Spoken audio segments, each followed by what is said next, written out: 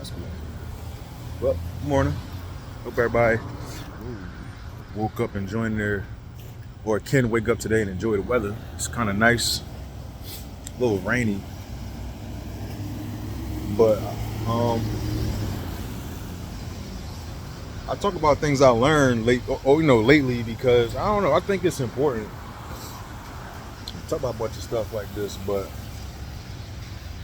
I don't know. It's hard. It's hard believing stuff when you see it because a lot of times, man, we tend to want to believe stuff, but we gotta just make sure it's right. Like if you go through half your life, but remember that movie Liar Liar with Jim Carrey, and he was trying to force himself to tell a lie, but he couldn't. He kept on saying that this red paper was blue or something like that, and he couldn't, or the pen royal blue or red, whatever it was, but he was trying to force himself to lie. And I'm only saying that to tell you that I talked about this before too, but I know I talk about a lot about reading the Bible and things like that, and seeing who is who and what is what, because in my opinion, so much has been misconstrued. It's not even funny, And they try to see if you reading something, that means the author wrote it down. So somebody wrote that down, like, you know what I mean? And the person who was writing it, man, the more I started to discover that they was like making up stuff and lying, I couldn't keep it to myself, man. I couldn't keep it to myself.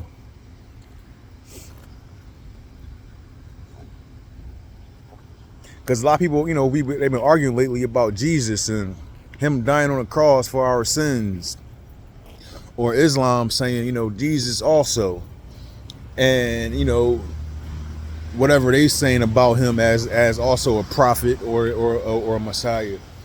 So both of these books uses Jesus Christ's name in them, and the only irony in that is that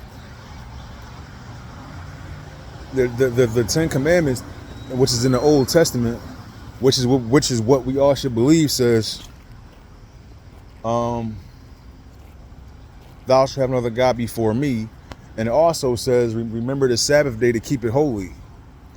So, if Islam refers to Jesus Christ, it's safe to say that, and they file claim to him because there's a passage in the Bible where it's written in English, "Peace be unto you," and that is a coined phrase by the Arab people. And he says it in the Bible at one point. But the point is, their Sabbath day is on a Friday.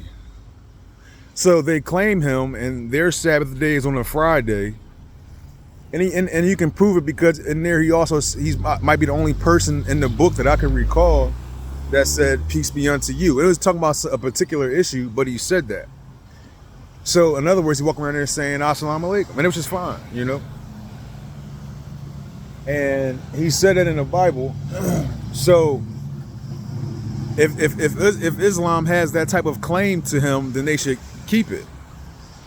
And I feel like the teachings of the Bible truly can point out that the first book of the New Testament, if I'm not mistaken, he pretty much lost his life, Just like other characters in the book, they don't continue to be spoken about. So when I talk about the Old Testament and New Testament, I'm talking about how things are in timeline order, They talk about somebody, they talk about their children and their children's children, and it just goes on through a life story of thousands and hundreds of thousands of people. That's exactly what it does.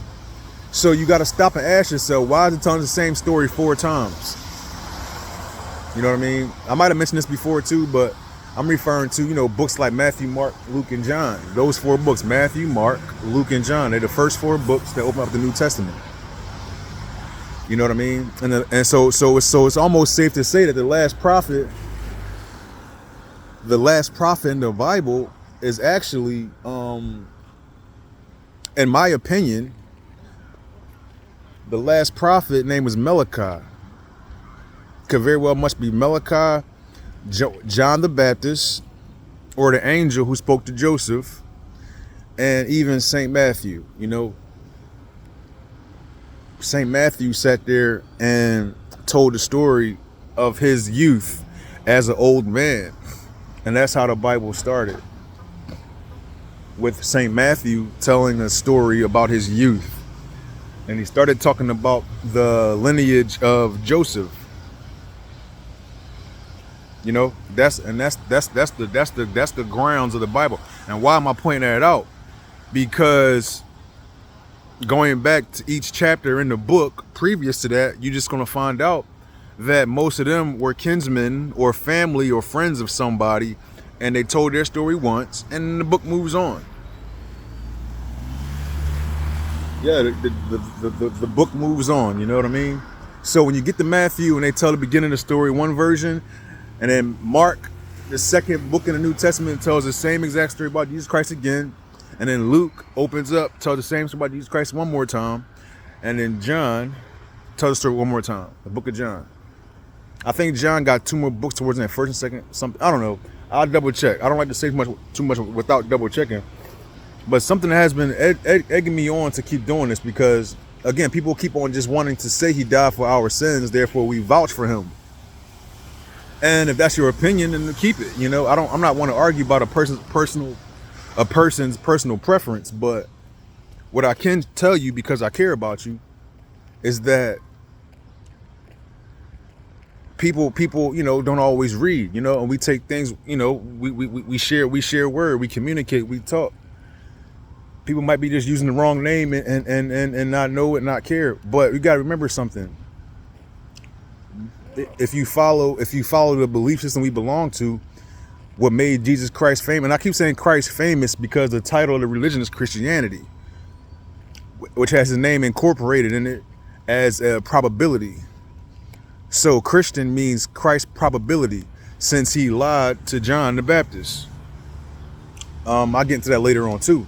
But the point I'm making is that if you read the book from the beginning to the end, like you're supposed to, you'll see that the 10 Commandments have been taught, and therefore the book shows them being followed, you know? Or if they're not followed, you get to see what happens to people. And it's very in-depth. It's a lot of stuff in there, and it's in-depth. So, it's simply put, he didn't die for our sins. He died because he broke a handful of the 10 Commandments. And quite frankly, the high priest carried out these sentences on him. That crucifix, the cross, represents the way they were killing people during the time of the Roman Empire. So that's what the cross represented. And you can watch some movies, and everybody's seen 300 and all the other movies talking about how they kill people, yada, yada, yada. But that's what that represented.